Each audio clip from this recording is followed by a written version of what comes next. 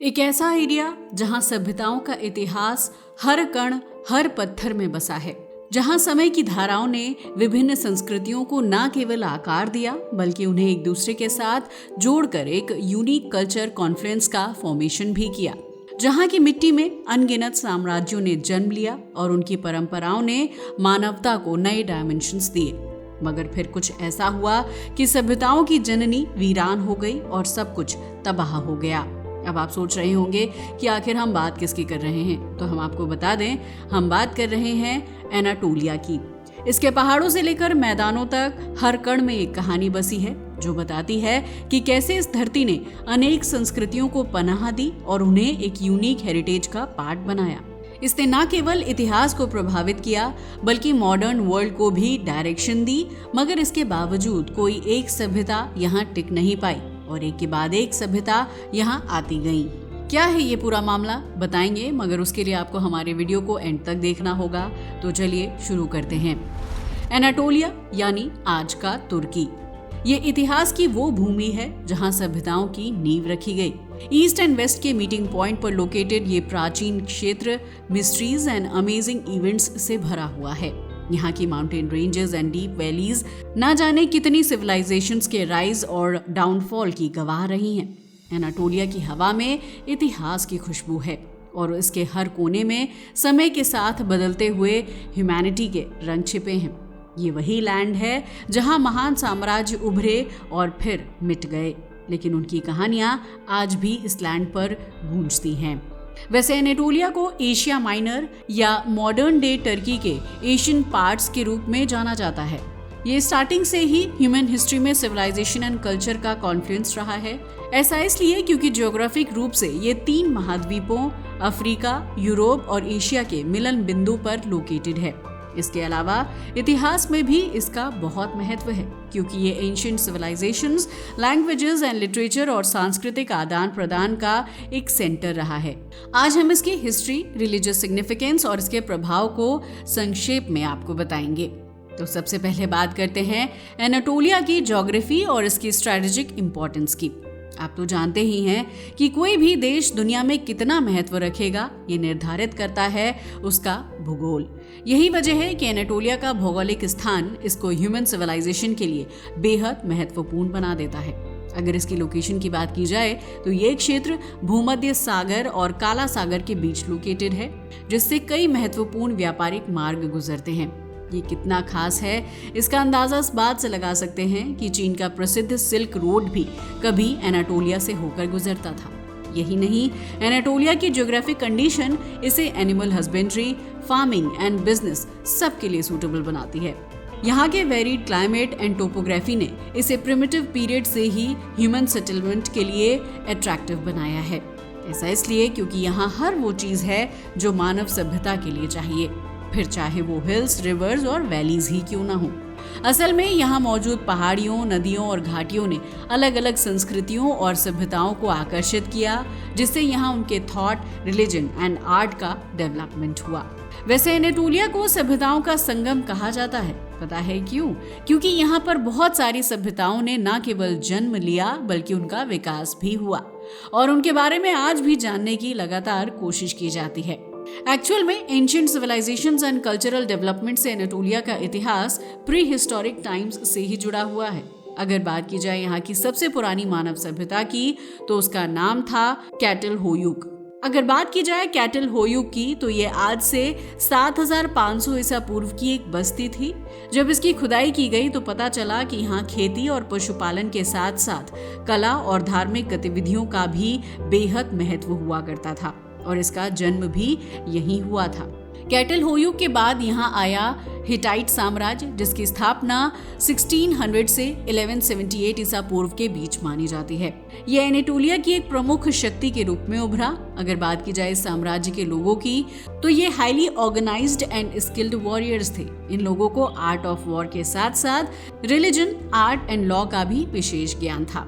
उनके administrative structure और उनके बनाए गए लीगल डॉक्यूमेंट्स ही उन्हें सभ्यता के उच्च स्तर तक पहुंचाने में सहायक बने। मगर इसके बाद ये सभ्यता भी विलुप्त हो गई और फिर यहाँ पर आई फ्रीजियन और लीडियन सभ्यताएं।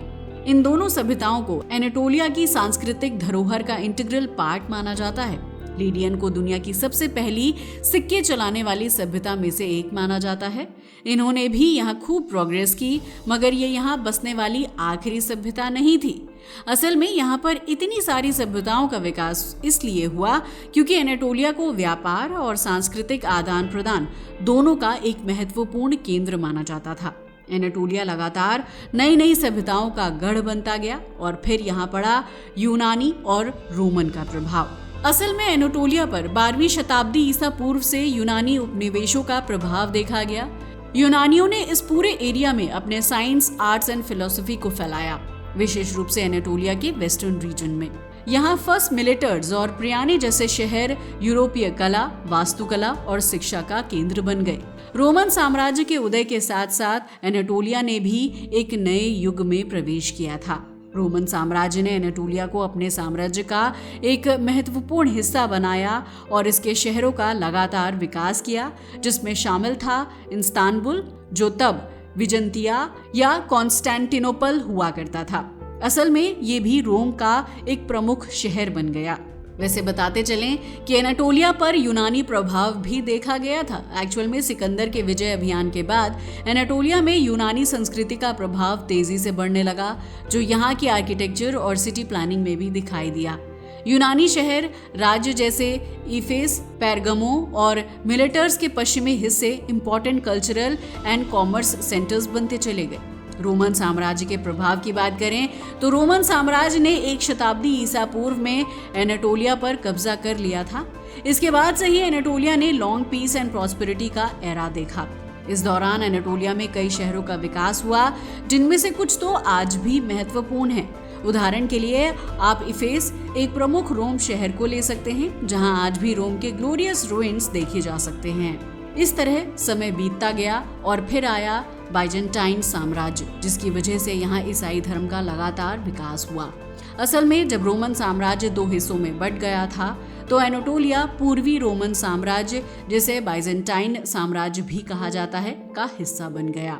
इस समय के दौरान ईसाई धर्म ने एनाटोलिया में अपनी गहरी जड़ें जमा ली और इस्तांबुल यानी कॉन्स्टेंटिनोपल ईसाई धर्म का एक प्रमुख केंद्र बन गया। यहाँ से लगातार ईसाई धार्मिक परंपराओं का प्रचार प्रसार होने लगा।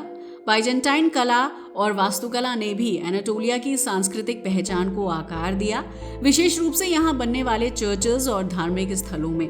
आज भी हागिया सोफिया, जो कॉन्स्टेंटिनोपल में स्थित है, बाइजेंटाइन आर्ट एंड आर्किटेक्चर का एक बेहतरीन उदाहरण है। लेकिन अभी भी इस कहानी का अंत नहीं हुआ था, बल्कि सेल्जुक और ऑटोमन साम्राज्य का यहाँ प्रवेश होना बाकी था। असल में 11वीं शताब्दी में तुर्की लोगों ने अनाटोलिया में प्रवेश किया और सेल्जुक साम्राज्य की स्थापना कर दी।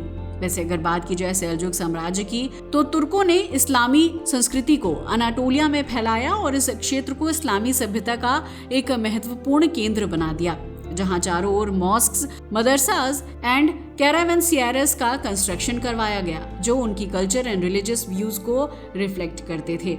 लेकिन कहते हैं ना कि कोई भी चीज ज्यादा लंबी नहीं चल सकती। कुछ ऐसा ही ऑटोमन साम्राज्य के साथ भी हुआ। असल में जिस ऑटोमन साम्राज्य ने एनाटोलिया को और भी ज्यादा समृद्ध बनाया था और 15वीं सदी में ऑटोमन साम्राज्य के उदय के साथ ही एनाटोलिया ने एक नए स्वर्ण युग में प्रवेश कर लिया था।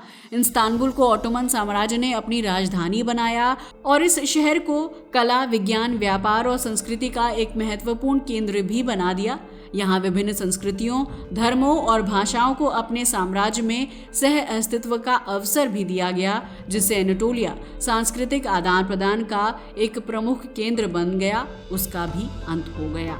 ये तो हुई यहाँ पर आने वाली सभ्यता और संस्कृतियों की बात। अब आते हैं उस चीज पर जिसके लिए एनाटोलिया काफी प्रसिद्ध था, और वो थी यहाँ की रिलीजियस एंड कल्चरल डाइवर्सिटी। असल में एनाटोलिया ने different religions and religious traditions का पोषण किया है।